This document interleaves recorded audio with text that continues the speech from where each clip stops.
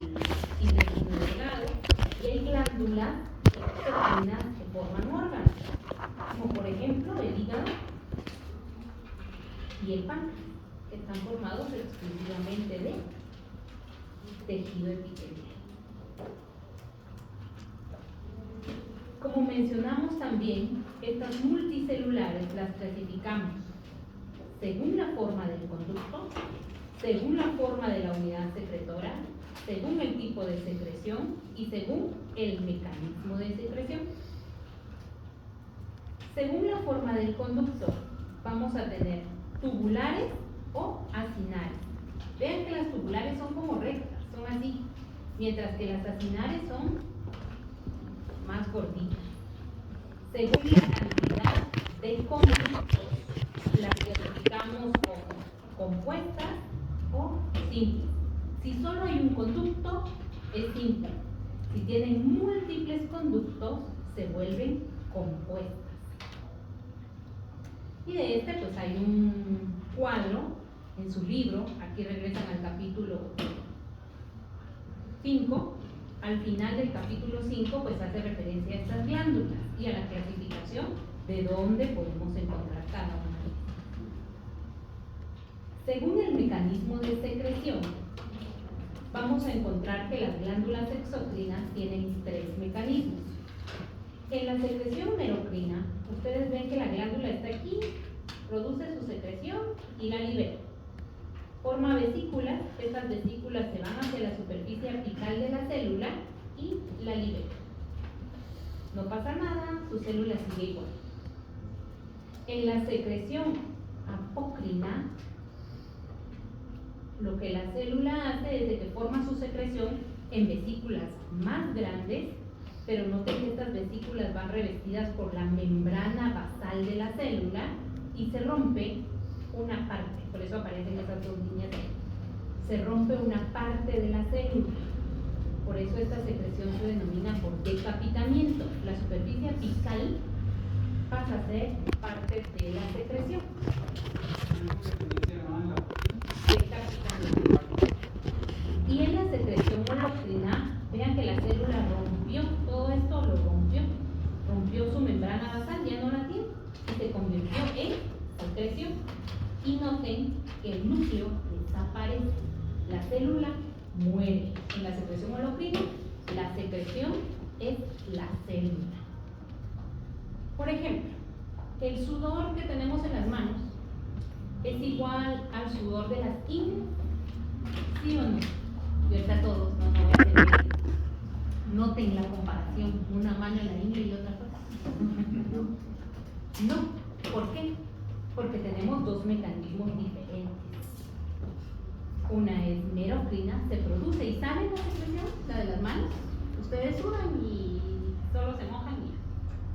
Pero en la holocrina ustedes sudan y ese sudor tiene un olor característico, porque la célula también está movida. ¿Sí? Esto es de las exócrinas. De las endocrinas, espero no hacerlos bolas, pero se dan cuenta que producen su secreción. ¿Y a dónde va? Al vaso sanguíneo. Pero a veces esta secreción viaja al vaso sanguíneo y afecta a la célula de a la par. A ese mecanismo se le conoce como paráctico. Yo lo produzco, pero a mí no me pasa nada, sino que me va a pasar algo es a quien esté a la par mío. En la endocrina viene, va al torrente sanguíneo y, por ejemplo, se produce en la hipófisis y afecta a los ovarios o a los testículos. Ni siquiera es un órgano más bien. Mientras que las exócrinas pues siempre van a requerir de un conducto.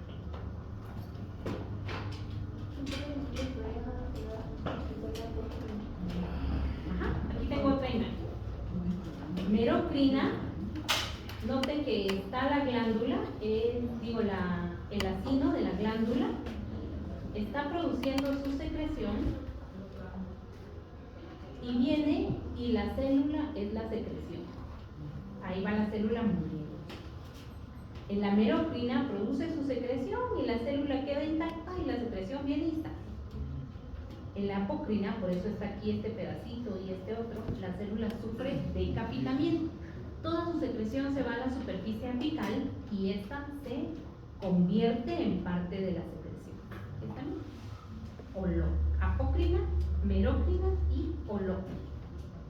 ¿En dónde se produce la secreción? En el acino, porque también es pregunta de examen. Lugar en donde se produce la secreción mucosa, serosa o mixta de las glándulas exócrinas, y su respuesta debe de ser acino. Así no se vale.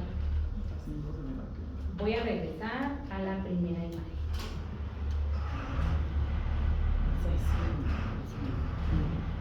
En esta imagen, algo importante a mencionar es dónde van a estar las células epiteliales. Ya me hice bolas donde iba.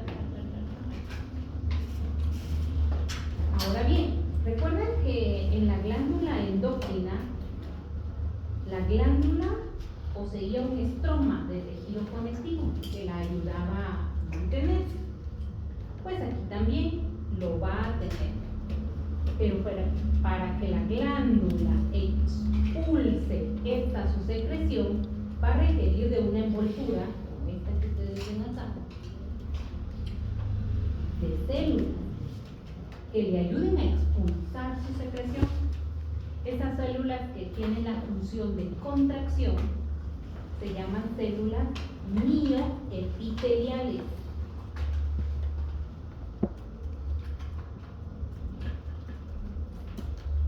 Si no existieran esas células mioepiteliales, estas no serían capaces de expulsar su secreción, porque la producirían, pero no habría algo que las estimulara a contraer.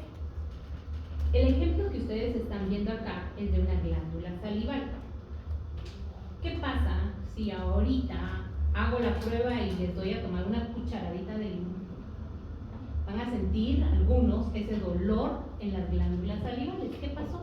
Las mioepiteliales se contrajeron porque era mucho limón para poder hacer que la acidez que ustedes sientan no sea tan fuerte. Esa contracción que ustedes sienten está dada por las células mioepiteliales. Si no, pues no hay cómo sale más secreción. Mencionamos también que hay acinos que pueden ser mixtos. En estos acinos generalmente aparece primero la secreción mucosa, y luego aparece la secreción serosa. La secreción mucosa generalmente tiene un epitelio cilíndrico simple, mientras que la secreción serosa tiene un epitelio cúbico simple, haciendo entonces que las glándulas que son mixtas se vea una estratificación del epitelio, 2 capas, y esta formación de células mucosas se les conoce como semilunas de von Ebner.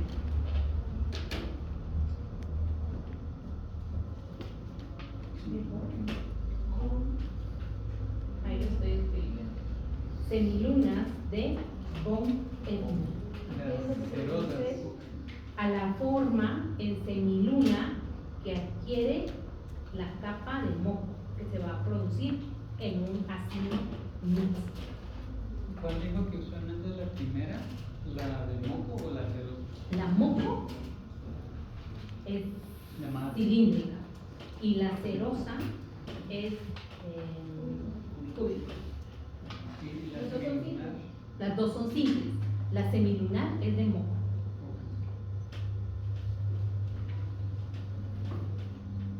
Y esa semilunar de moco es la más externa, digamos. Ajá. Ahora bien, eso es solo en las glándulas salivales. Tenemos 3 tipos de glándulas salivales. ¿Se recuerdan cuáles son, verdad? Bien. Parótida, sublingual, submaxilares. Ay, no puede pues hay tres tipos de glándulas: parótidas, submaxilares y sublinguales. Las sublinguales pues están debajo de la lengua, las parótidas están abajito del oído y las submaxilares que están en los maxilares.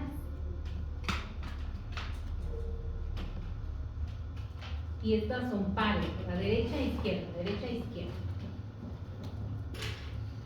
Igual creo que las volvemos a ver el otro semestre en tubo digestivo.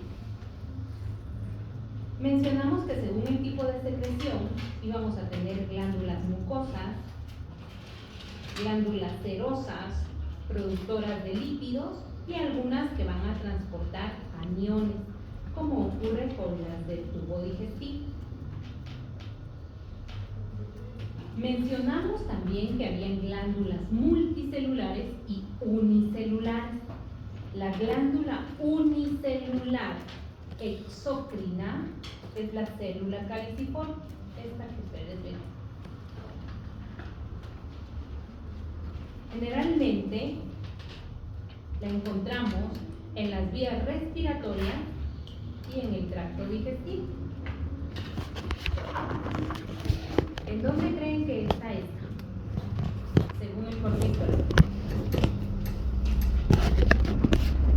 ¿Es respiratoria o es digestiva? ¿Y por qué?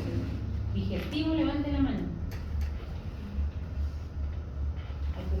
¿Respiratorio? Ay Dios, menos, y los demás no saben, dice mejor no voto nulo. ¿Qué observamos? Primero, que la membrana basal, la célula caliciforme está aquí y se tiene. Luego tenemos una célula por aquí, otra célula por aquí, y vemos los cilios. ¿Qué tipo de epitelio es?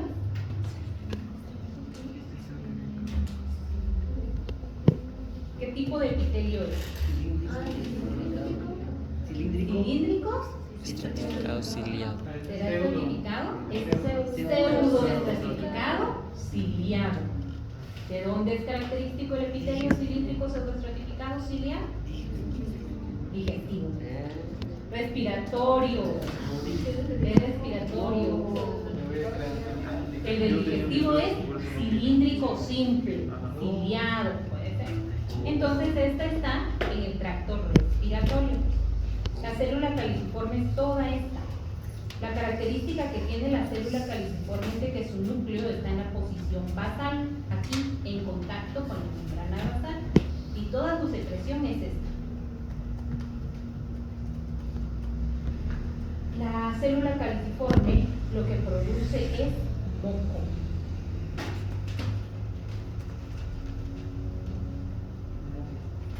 Ajá.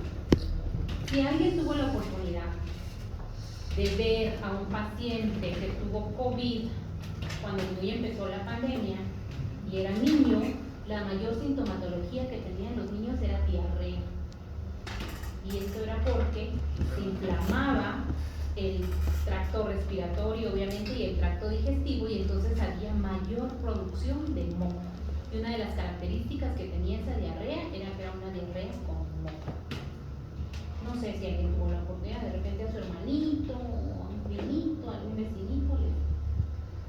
Bueno, lo que tenemos acá es una foto microscópica de la glándula submandibular. Obviamente es de mono, pero somos parecidos a los monos. Vemos aquí, este color no mucho me ayuda, un epitelio cilíndrico simple. Los conductos de las glándulas exócrinas generalmente van a tener un epitelio cilíndrico simple o cúbico simple. Y luego todo esto que ustedes ven acá es un acino mucoso. ¿Cómo sabemos que es mucoso? Sus núcleos están en la posición basal y todo se está llenando de moco. Mientras que en la secreción serosa, que es esta, sus núcleos son redondos, como el del epitelio cúbico, y generalmente su secreción adopta la tinción de hematoxina. Entonces la glándula que tenemos aquí es mixta. aldómeros mucosos y aldómeros serosos. Y esto que ustedes ven aquí es el conducto. En esta otra, ¿qué vemos? Este es un corte de piel, de los anexos de la piel. Esto que ustedes ven aquí es un epitelio plano, estratificado, queratinizado. Ven un lóbulo por aquí, otro lóbulo por acá, y lo que estamos viendo es un corte histológico muy parecido al tejido adiposo pardo. Lo que tenemos allí es secreción grasa. Ejemplo de glándula sebácea. Y pues eso es lo último. La verdad que glándulas, es la transición entre dejar de ver tejidos a ver órganos. Porque con esta clase, pues digamos que ya deben diferenciar hipófisis, tiroides, paratiroides, suprarrenales y glándulas salivales.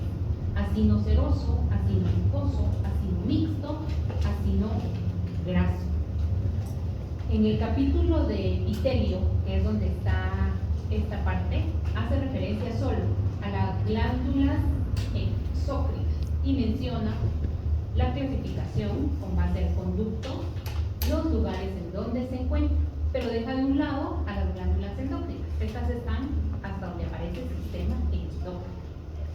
Y tampoco explica allí las glándulas salivales. Estas están hasta en tubo digestivo 3, creo que es, como capítulo 18-19, en donde hace referencia a las parótidas, las submandibulares y las submaxilares.